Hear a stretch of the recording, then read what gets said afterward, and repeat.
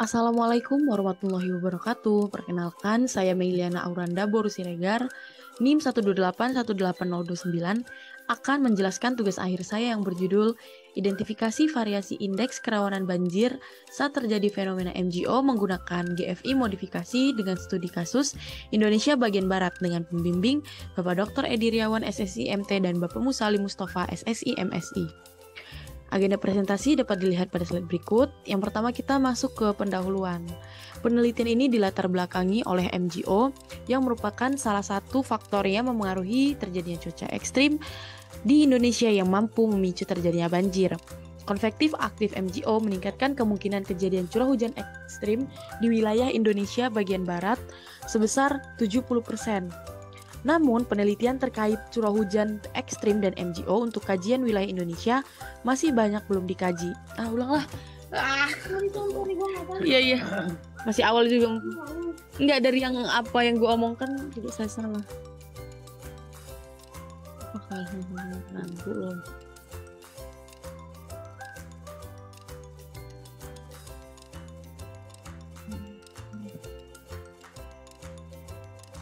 Itu dikunci loh, buka. Oke.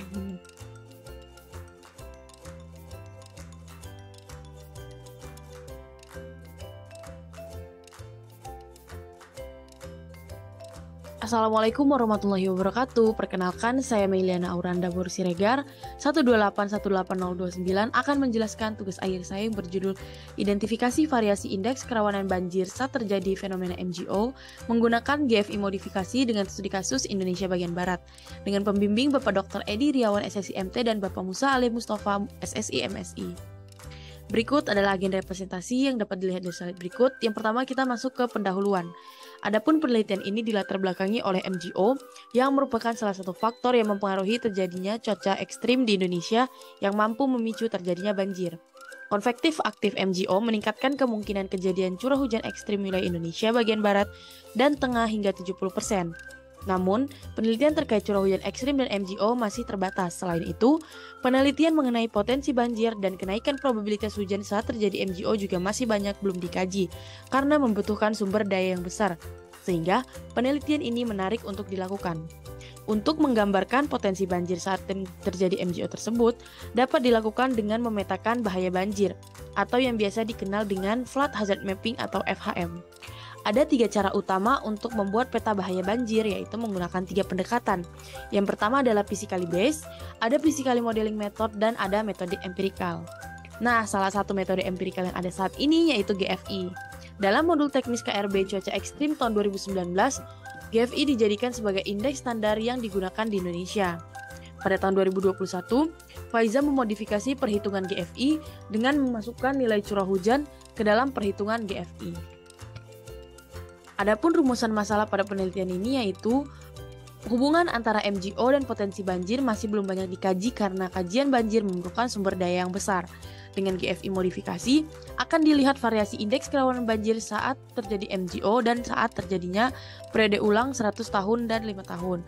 Pada penelitian ini akan dilakukan identifikasi indeks kerawanan banjir dengan menggunakan GFI modifikasi saat terjadi fenomena MGO. Dengan tujuan yaitu untuk mengidentifikasi indeks kerawanan banjir saat terjadi MGO menggunakan GFI modifikasi di wilayah Indonesia bagian Barat. Dengan batasan masalah yaitu Indonesia bagian Barat yang meliputi Pulau Sumatera, Pulau Kalimantan, dan Pulau Jawa yang ditandai garis berwarna hitam. Selanjutnya adalah periode waktu yang digunakan yaitu tahun 2000 sampai 2020. Dan yang terakhir adalah fenomena MGO yaitu fase 3, 4, dan fase 5. Selanjutnya ada tinjauan pustaka. Yang pertama, MGO merupakan sel osilasi angin zonal di ketinggian 850 sampai 150 mB dengan periode 41 sampai 53 hari yang berpropagasi dari barat menuju timur. Penjalanan MGO ini sendiri di sekitar BMI yaitu meliputi fase 3, fase 4, dan fase 5. Peristiwa MGO berturut-turut tersebut dapat ditentukan oleh tanggal dengan indeks RMM lebih besar daripada 1. MGO aktif tersebut berpeluang menimbulkan banjir dan hujan deras yaitu ketika terjadi pada bulan basah. Pada tahun 1996 dan 2002, MGO menjadi salah satu penyebab hujan deras yang menyebabkan banjir. Selanjutnya ada GFI. GFI merupakan sebuah metode yang dapat digunakan untuk mengestimasi area genangan banjir pada skala das yang luas dan menjadi sebuah prosedur yang efektif dan cepat untuk suatu wilayah dengan keterbatasan data hidrologi. Adapun modifikasi GFI dilakukan untuk menelaah persamaan GFI yang dapat dimasukkan parameter curah hujan, yakni HR sama dengan B kali VR pangkat N. Selanjutnya adalah indeks bahaya banjir. Menurut PKBNPB nomor 2 tahun 2012, adapun bahaya banjir dapat diklasifikasikan sebagai berikut. Ada bahaya rendah, sedang, tinggi, dan sangat tinggi dengan indeks sebagai berikut. Selanjutnya adalah Generalized Extreme Value atau GEV. Perhitungan untuk mencari periode ulang umumnya menggunakan rumus GEV distribusi, yaitu Maximum Likelihood Estimation. Adapun data dan metode dalam penelitian ini yaitu data dam dengan resolusi 8 meter yang telah diproyeksi dengan World Mercator dan di resampling menjadi 250 meter. Data sungai dengan resolusi spasial data vektor rupa bumi Indonesia dengan skala 1:250.000. Ada data curah hujan yaitu dengan resolusi temporal 30 menit yang diakumulasi menjadi data harian dengan resolusi spasial 0,1 kali 0,1 dari tahun 2000 hingga 2020. Selanjutnya ada data DAS dari KLHK, ada data kejadian banjir dari BNPB, dan data kejadian MGO dari BOM Meteorologi. Selanjutnya metode dari penelitian ini dibagi ke dalam 3 skema, yaitu identifikasi kasus banjir selama MGO, pengolahan data curah hujan, dan perhitungan GFI. Adapun yang pertama yaitu dibutuhkannya data RMMI dan data DB BNPB untuk mendapatkan kasus kejadian banjir selama periode MGO. Selanjutnya pengolahan data curah hujan dari data 30 menitan diubah menjadi data harian. Selanjutnya akan dia cari anual maksima yang akan dimasukkan ke dalam perhitungan untuk mencari periode ulang 5 dan 100 tahun yang akan menghasilkan periode ulang 5 dan 100 tahun sebagai ambang batas dalam perhitungan GFI. Selanjutnya ada RX1 temporal dan spasial yang akan dihitung dengan ekstrim dengan cara mengurangi dengan periode ulang 5-nya sebagai ambang batas minimum yang selanjutnya akan dinormalisasi dengan rumus usulan yaitu IPA yang akan menghasilkan RX1 dengan ekstrim spasial. Selanjutnya ada perhitungan GFI yang dimulai dari data Demnas, data utama yang akan diresampel menjadi 250 meter dan diproyeksikan ke World Mercator. Yang selanjutnya akan direconditioning dengan data sungai untuk memperbaiki arah jariran sungai. Yang selanjutnya akan dilakukan filsing untuk menghilangkan gangguan dari delineasi yang terlalu mencolok. Yang selanjutnya akan mencari arah dari aliran tersebut atau flow direction. Dan selanjutnya akan dihitung akumulasi dari aliran tersebut dengan perhitungan memasukkan RX1 ke dalam perhitungan GFI tersebut yang akan menghasilkan luas rendaman banjir. Adapun hasil dan pembahasan dari penelitian ini yaitu yang pertama, identifikasi kasus kejadian banjir di periode MGO.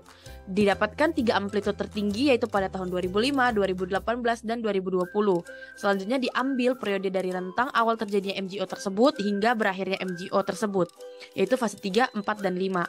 Adapun pergerakan dari MGO itu dapat dilihat pada slide berikut. Ada kasus 1, kasus 2, dan kasus 3. Yang selanjutnya akan meninjau data DB dari BNPB untuk melihat kejadian-kejadian banjir. Maka didapatkan 3 kasus kejadian banjir yaitu di Kabupaten Tabalong, Kalimantan Selatan pada tanggal 25 Maret 2005, Kabupaten Pelalawan Riau pada tanggal 17 Desember 2018, dan Kabupaten Bandung, Jawa Barat pada tanggal 23 Januari 2020. Selanjutnya, ditinjau hujan ekstrim pada kasus kejadian banjir di DAS tersebut. Berdasarkan grafik temporal dari kasus kejadian banjir di 3 DAS tersebut, didapatkan curah hujan maksimum terjadinya MGO tersebut, yaitu pada kasus 1 23 Maret 2005, kasus 2 10 Desember 2018, dan kasus 3 5 Februari 2020. Selanjutnya akan dilihat curah hujan spasial yaitu di DAS Kapuas Barito dengan mayoritas 101 sampai 150 mm per hari dengan kenaikan ekstrim kurang dari 20%. Yang kedua ada di DAS Siak dengan mayoritas 151 mm per hari dengan kenaikan ekstrim lebih dari 50%, dan di DAS Citarum dengan mayoritas 151 mm per hari dengan kenaikan ekstrim lebih dari 50%. Selanjutnya akan dihasilkan luas rendaman banjir pada DAS kejadian tersebut. Dapat dilihat pada slide berikut. Ada di DAS Kapuas Barito yang dibandingkan dengan periode ulang 100 tahun yaitu sebagai kontrol modelnya, didapatkan persentasi sebesar 6,80% dibandingkan periode ulang 100 tahunnya. Di DAS Siak 5,02% dan di DAS Citarum yaitu sebesar 35,56%. Selanjutnya MGO merupakan salah satu faktor yang mempengaruhi terjadinya curah hujan ekstrim di wilayah Indonesia yang mampu memicu terjadinya banjir. Curah hujan ekstrim tersebut bervariasi secara spasial, dapat dilihat pada kasus pertama tahun 2005 dengan mayoritas nilai hujan 51-100 mm per hari dengan nilai kenaikan ekstrem tertinggi berada di Lampung sebesar 66%. Selanjutnya kasus 2 dengan mayoritas 21-50 mm per hari dengan nilai ekstrem tertinggi berada di Kalimantan Tengah sebesar 83%. Dan yang terakhir ada kasus yang ketiga dengan mayoritas nilai curah hujan ekstrim yaitu 51-100 mm per hari dengan nilai ekstrem tertinggi yaitu sebesar 135% yang berada di Kalimantan Tengah. Dari ketiga curah hujan tersebut, didapatkan bahwa kasus kejadian MGO pada tahun 2018 memiliki nilai RX1 yang tidak setinggi dua kasus kejadian lainnya. Menurut Hermawan dan kawan-kawan 2015, MGO aktif berpeluang menimbulkan hujan deras di Indonesia ketika terjadi pada bulan basah atau DJFM. Sesuai dengan kasus tersebut, kejadian pada tahun 2018 terjadi pada bulan Oktober. Ini bukan terjadi pada bulan DJFM. Selanjutnya, dari curah hujan spasial yang bervariasi tersebut dihasilkan potensi banjir pada kejadian MGO dengan mayoritas indeks yaitu lebih besar dari 3 yang berarti bahaya sangat tinggi menurut Perka BNPB nomor 2 tahun 2012. Secara kuantitatif, luas genangan banjir dapat dilihat dari tabel berikut. Kasus 1 memiliki luas genangan banjir sebesar 7,89% dari periode ulang 100 tahunnya. Sedangkan kasus 2 memiliki luas genangan banjir sebesar 1,93% dari periode ulang 100 tahunnya. Dan yang terakhir, kasus 3 memiliki luas genangan banjir sebesar 7,88% dari periode ulang 100 tahunnya. Dari data tersebut dilihat kejadian banjir aktual dari data DBI BNPB. Didapatkan pada tahun 2005 dan 2020 pada slide berikut. Selanjutnya diskusi. Manfreda dan kawan-kawan tahun 2015 membuat sebuah prosedur yang lebih sederhana yaitu GFI. GFI merupakan analisis terbaru pada kontrol topografi dominan untuk paparan banjir menggunakan teknik klasifikasi pola yang berdasarkan potensi morfologi. GFI merupakan metode yang sederhana dibandingkan dengan dua metode lainnya, yaitu model banjir dan eksperimen banjir. Dua metode ini membutuhkan sumber dan daya yang besar sehingga tidak efisien dalam melakukan pemetaan banjir. Hal ini lumrah jika hasil yang diperoleh dari metode GFI tidak seakurat dua metode lainnya. Ketidakakuratan tersebut terlihat dari potensi banjir yang dihasilkan oleh GFI tidak sepenuhnya sama dengan catatan banjir dari DBI BNPB. Namun, perlu diperhatikan bahwa tidak semua kejadian banjir tercatat dan dilaporkan ke BNPB. Kejadian yang dilaporkan BNPB belum tentu terjadi pada titik-titik yang tercatat saja, karena banjir yang dilaporkan adalah kejadian yang memiliki pengaruh signifikan saja. Dalam hal ini, terdapat potensi yang bisa dikembangkan melalui GFI, yaitu melihat wilayah-wilayah yang tidak dilaporkan oleh BNPB. Selain itu, terkait curah hujan ekstrim yang dihasilkan dari data RX1 juga tidak sepenuhnya menghasilkan rendaman banjir. Pengaruh MGO tidak secara langsung akan mengakibatkan banjir. Perlu adanya kajian terkait karakteristik MGO seperti apa yang dapat menyebabkan banjir.